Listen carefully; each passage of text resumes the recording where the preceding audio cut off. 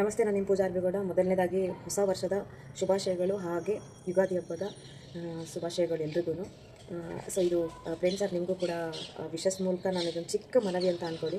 So ನಾನು ನಿಮ್ಮ video ನೋಡಿದೆ, ಕ್ಷಮೆ ಕೇಳ್ತಾ ಇದ್ದೀರಾ ಅನ್ನೋದು. ಸೊ ಇಲ್ಲಿ ಸಾರ್ವಜನಿಕರ ಉದ್ದೇಶ ನೀವು ಕ್ಷಮೆ ಕೇಳಬೇಕು ಅನ್ನೋದಲ್ಲ, ಯಾಕಂದರೆ ನಿಮ್ಮ ಬಗ್ಗೆ ಎಲ್ರಿಗೂ ಪ್ರೀತಿ, ಅಭಿಮಾನ, ಗೌರವ ಇದೆ.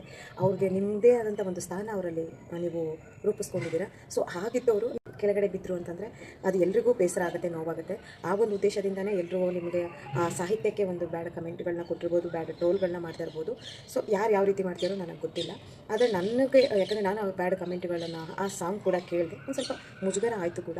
ಯಾಕಂದರೆ ನಾವು ಇಲ್ಲಿವರೆಗೂ ಹಿಂದಿನಿಂದ ಇಲ್ಲಿವರೆಗೂ ನಿಮ್ಮ ಸಿನಿಮಾಗಳಾಗಿರಲಿ, ಹಾಡಿನ ಸಾಹಿತ್ಯಗಳಾಗಿರಲಿ ಯಾವತ್ತೂ ಮರೆಯೋಕ್ಕಾಗದೇ ಇರೋಂಥ ಒಂದು ಒಳ್ಳೊಳ್ಳೆ ನೆನಪುಗಳನ್ನ ಕೊಟ್ಟಿರುವಂಥ ಸಾಹಿತ್ಯ, ಹಾಡುಗಳು, ಅದನ್ನು ಮತ್ತೆ ಮತ್ತೆ ಕೇಳುವಂಥದ್ದು. ಸೊ ಹಾಗಿದ್ದ ಪ್ರೇಮ್ ಸರು ಈ ರೀತಿ ಒಂದು ಸಾಹಿತ್ಯ ಬರೋಕ್ಕೆ ಸಾಧ್ಯನಾ ಅನ್ನೋ ಒಂದು ಅನುಮಾನ ಹುಟ್ಟುತ್ತೆ ನಮ್ಮ ತಲೆಯಲ್ಲಿ. ನೀವೊಂದು ಹೇಳಿದ್ರಿ ವಿಡಿಯೋದಲ್ಲಿ.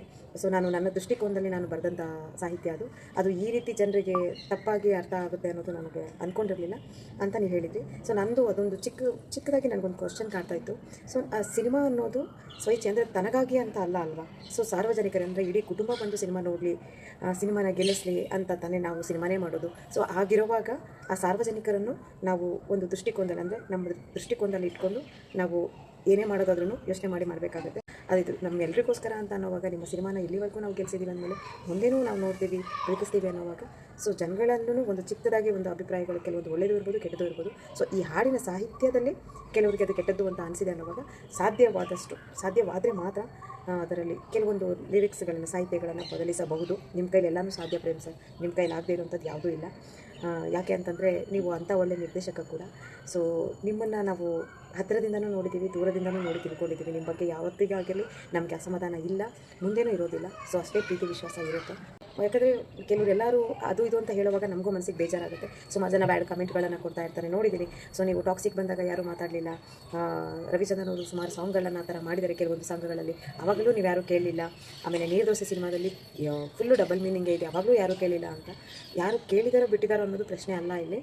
ಸೊ ನಾವು ಎತ್ತರದ ಸ್ಥಾನದಲ್ಲಿ ಒಬ್ಬರನ್ನ ಇಟ್ಟಿದ್ದೀವಿ ಅನ್ನುವಾಗ ಅವರು ಕೆಳಗಡೆ ಬೀಳೋದು ನಮ್ಗೆ ಇಷ್ಟ ಆಗಲ್ಲ. ಆ ಒಂದೇ ಕಾರಣಕ್ಕೇ ನಾವು ಹೇಳೋದು. ಯಾಕಂದರೆ ಅವ್ರು ಮಾಡಿದ್ರು ಅಂತ ನಾವು ಅದನ್ನೇ ಮಾಡಿದರೆ ಅವ್ರಿಗೂ ನಮಗೂ ವ್ಯತ್ಯಾಸ ಇರೋದಿಲ್ಲ. ಅದು ನಾವು ತುಂಬ ಚಿಕ್ಕವರು, ನಿಮ್ಮಷ್ಟು ತಿಳಿದವರಲ್ಲ. ಸೊ ನೀವು ಅದನ್ನು ಅರ್ಥ ಮಾಡ್ಕೊಳ್ತೀರಿ ಅಂತ ಅಂದ್ಕೊಂಡಿದ್ದೀನಿ. ಹಾಗಂತ ನನ್ನ ಈ ಮಾತಿಂದ ಬೇಜಾರಂತೂ ಖಂಡಿತ ಮಾಡ್ಕೋಬೇಡಿ. ಇದು ನಮ್ಮದೇನಾದ್ರು ತಪ್ಪಿದ್ದರೆ, ನಾನು ಕೇಳಿದ್ರಲ್ಲಿ ತಪ್ಪಿದರೆ ಕ್ಷಮೆ ಇರಲಿ. ಸಾರ್ವಜನಿಕರು ಅಂತ ಅಂದಮೇಲೆ ಅವರನ್ನು ನಾವು ನಮ್ಮ ದೃಷ್ಟಿಕೋನದಲ್ಲಿ ಇಟ್ಕೋಬೇಕಾಗುತ್ತೆ. ಅವ್ರಿಗಾಗಿ ಸಿನಿಮಾ ಅನ್ನೋವಾಗ ಒಂದು ಚಿಕ್ಕ ಬದಲಾವಣೆ ಮಾಡೋದ್ರಲ್ಲಿ ತಪ್ಪೇನೂ ಇಲ್ಲ. ಹಾಗಂತ ನೀವು ಎಲ್ಲೂ ಕ್ಷಮೆ ಕೇಳುವಂಥ ಅವಶ್ಯಕತೆ ಇಲ್ಲ ಫ್ರೆಂಡ್ಸ್ ಸರ್.